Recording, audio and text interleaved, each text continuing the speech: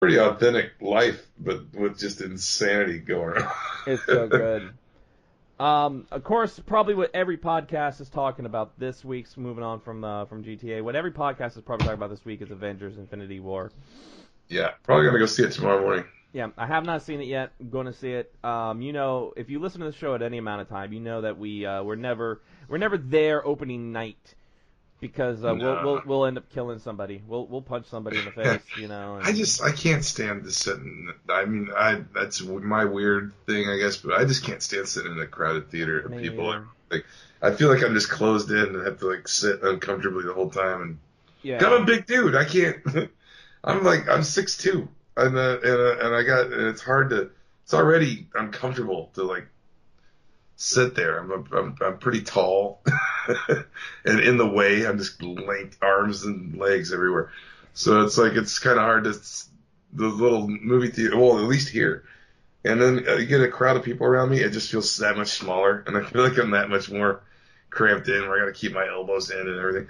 yeah, It's I hate it. And then people talking over the movie. It's like I paid what I don't even movie tickets like $15 now or something yeah. for 3D.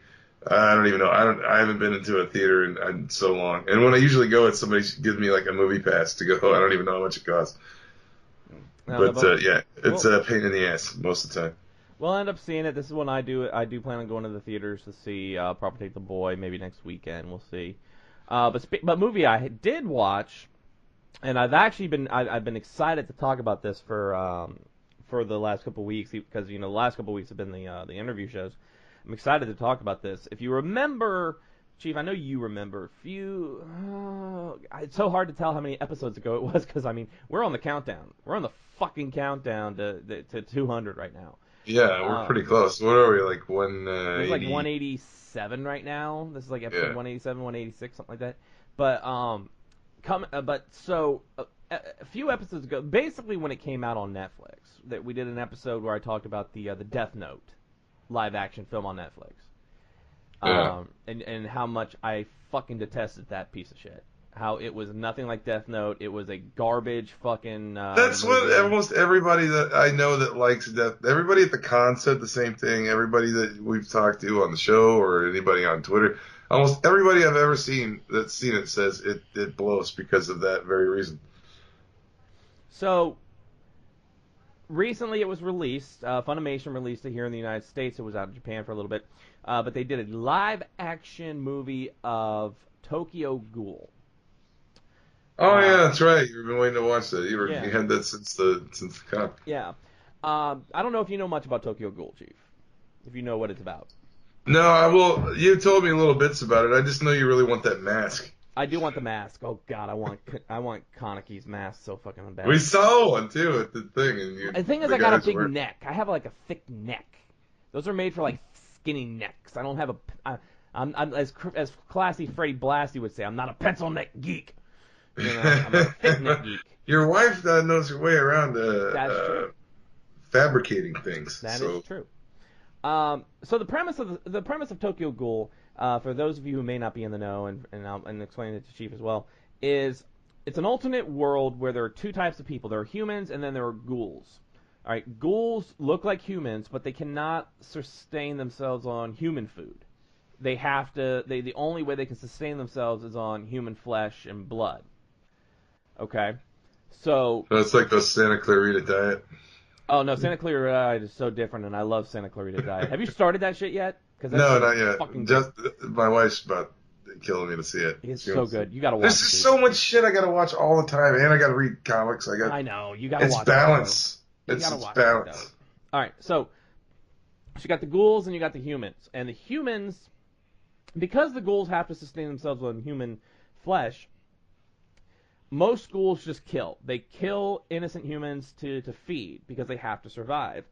So the humans, of course, have set up this whole police task force to eradicate the ghouls, and the story centers around Ken Kaneki, who is a normal human who goes out with this girl who turns out to be a ghoul.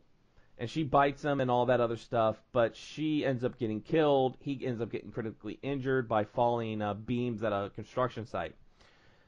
So the doctor who Kaneki gets taken to when he's in critical condition, does an organ transplant where he transplants the ghoul Reese's organs into him, which turns him into a half ghoul. He's half human, half ghoul. And he loses his ability to eat human food. It makes him physically sick, so he has to now eat flesh. So it's also that kind of story of him battling what world does he live in? You know, what world is he a part of, the human world or the ghoul world? Okay, and then he meets other characters. He meets ghouls that don't kill. They get their flesh through other means, more means that don't cause them to kill people. And it goes on like that. All ghouls have special powers. This thing called a shit. I just had it in the tip of my head, and I started talking real fast, and it. Kagune. They have a Kagune, which is their weapon that's erupts from. Remember at the con we saw all the people with like tentacles coming out of their back. Yeah. Yeah, that's a Kagune. That's the Kagune. And then I saw a little kid walking around like one of those. So then the humans can, if they kill a ghoul, they can steal the Kagune and turn it into what they call a Quinque. They can use it as a weapon against the ghouls. Very intricate. So the anime is fantastic. It's bloody, it's gory. I fucking love it. Most of those anime stories are pretty intricate, man, and like weird. Oh yeah. So they did the live action, and based off of Death Note, I was skeptical. Now this is Japanese. This isn't an American remake. This is Japanese. And I mean, even so, with like the Attack on Titan animes, they changed some stuff because it was all set in Japan, where in Attack on Titan, it's there, and I don't think people understand. They may not understand this because it's an anime. Attack on Titan takes more play. The atmosphere is more like German than it is Japanese. In fact, Mikasa is like the only true Japanese character in Attack on Titan. Everybody else is of that German, Danish kind of descent. But Attack. I'm talking all these animes. So Tokyo Ghoul, it's kind of what the creator of the Ghost in the Shell said, that the character in the way he envisioned the character is that the character wasn't Japanese to begin with, and like that's kind of androgynous. Yeah. They kind of like there's a lot of that in Japan. Japan doesn't just necessarily have Japanese characters in their stuff. And the influences come from all over, but I think it's just that new modern day thing. Oh, it's an anime. Everybody has to be Japanese. No. Yeah, that's I don't understand that. I don't think that's what I don't think the creators of the anime intended for everybody to be Japanese in them. Right. So, but Tokyo Ghoul, of course, is by its name, Tokyo Ghoul. It takes place in Tokyo. It's a Japanese characters. So the live action movie, I will say this, I was blown away. I was absolutely blown away. Because other than cutting out the binge eater, or no, not the binge eater, the gourmet ghoul, which had a small arc in the first part of Tokyo Ghoul, they cut that part out. But other than that, it followed the anime, in my opinion, very closely and almost to a T in some parts. Who made that? That wasn't like, it's not a Netflix thing, is it? No. This was an actual Japanese company that made it. Well, no wonder, because all foreign films and independent movies are just better than anything Hollywood's gonna make, or Netflix. That's just the way it is. I love the way it was shot. I love the costumes. I love the acting. The acting was amazing from the Japanese cast. The special effects were really good in my opinion. I mean, they look, and you know when you watch like a Japanese film, sometimes the special like Godzilla. Like a Japanese Godzilla movie, the special effects look a little bit different than like an American movie. It's just different technologies, the way they do things. But with this one, I really enjoyed it. I thought the Kagenes looked fantastic. The characters were really well done, and what I really enjoyed was on the English dub, because if you buy the Blu-ray, you get the DVD, the Blu-ray, and you get the ultraviolet digital copy. And the digital copy gives you both the American dub and the Japanese original movie. So you get two movies actually in the for the Blu-ray for the ultraviolet. So I watched the American dub, and I'm trying to figure out if it's true, but to me, having watched the anime, it sounds like Funimation who does the dubs. Funimation does the dubs for these movies. So they use their cartoon voiceover characters? That's what it really. To me, listening to them, it sounded like they got the anime American voice actors to come in and dub the live action movie. And for me, that's what definitely add authenticity to it than because I hate sometimes the big actor isn't the best person for the job. Right. And I hate it when they take like something that like at the and put like take a story and animate it and put like a huge name star on it because they're not necessarily that good at voiceover. Right. You just hear their voice coming out. I mean, you got voiceover. I'd rather hear like Mark Hamill is kind of walks that line. He walks that line. But so perfect example like Beauty and the Beast. All right, Disney's Beauty and the Beast, the biggest animated movie of all time. Right, nominated for Academy Award for Best Picture. Right. Yeah. The main characters in that, Belle and Beast, were Robbie Benson and Paige O'Hara.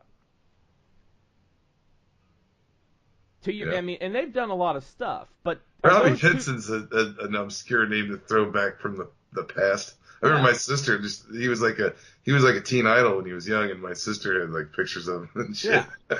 But then you take a look at like Pocahontas, and John Smith is Mel Gibson. Like listening to that's Mel Gibson. Yeah, you can definitely tell. See, well, yeah, Robbie Benson can because he hadn't actually been on screen in like probably 15 years when he did that. Yeah. So I mean, people kind of forgotten him and forgotten who Robbie Benson was. They just heard the voice of the whatever. I mean, really, in that movie, the only big name that you could really think of is Angela Lansbury. Well, yeah, and she's got a distinctive voice. Let's be the same if you put Sean Connery on the voice of something. You'd know Sean Connery immediately. But David Ogden Stiers was in that movie. Jerry Orbach, who went on to Law and Order, was in that. He was Lumiere. Yeah, those names, until later on or even something else, they're not like Mel Gibson or this Disney movie has frickin' Meryl Streep or whatever. You hear those distinct voices, like Jack Nicholson. If you watch an animated cartoon and it's Jack Nicholson voicing a character, it's Jack Nicholson. Perfect example, Dom DeLuise, who did like every animated movie under the sun. Dom DeLuise's his voiceover is it's the same every time. It's so popular too that other voiceover actors do a Dom DeLuise impression when they do like a dog voice or something. Yeah, people do impressions of Dom DeLuise's voiceover. Yeah. So I think getting the American voice acting cast for Tokyo Ghoul to do the live action dub brought authenticity, and it made you feel like this was Tokyo Ghoul. Because it's if you've watched it before, it's the voices you knew. It was the voices you associate with the characters. How would you find out? You think that would be like on the It's funny, I looked on. Well, they weren't in the credits because that's the Japanese, because it's all the Japanese cast. And when you look on IMDb, it's just the Japanese cast. It's hard to find the dubbed cast. I'll probably find it here soon, but I haven't. But at the time of this recording, I haven't found it. But listening to the characters, I was watching it. I'm listening to the characters. And I'm like, that's them. That is actually them. That's why it feels so. That's why it feels so familiar. Is because that's a good strategy to use if you're going to do a movie like that. That's perfect. The perfect thing to do to capture the American audience for the movie. Use the actors that they know, the voice actors that they've heard with your new film, and that makes a lot of sense to do it that way, and it gives it authenticity with the people that watch it in English. Yeah, there were some really good fight scenes. The movie covers the first arc of the anime. It covers the first couple episodes of the anime. So hopefully this leads to sequels that cover the next kind of parts of the anime. Because I think this cast and the director of it and everything just did a fantastic job.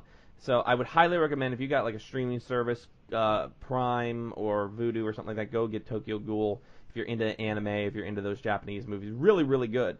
I still have more Japanese films I have to get to. I was going to watch them the other night, and I ended up watching Twitch because I saw Milton was on. I'm like, I got to watch Milton. I got to see what building. Oh, it was worth it too. It was a good one. Really worth it. But I do have the the Japanese. From Troma when we were at the con, I bought this 2-volume set called From Asia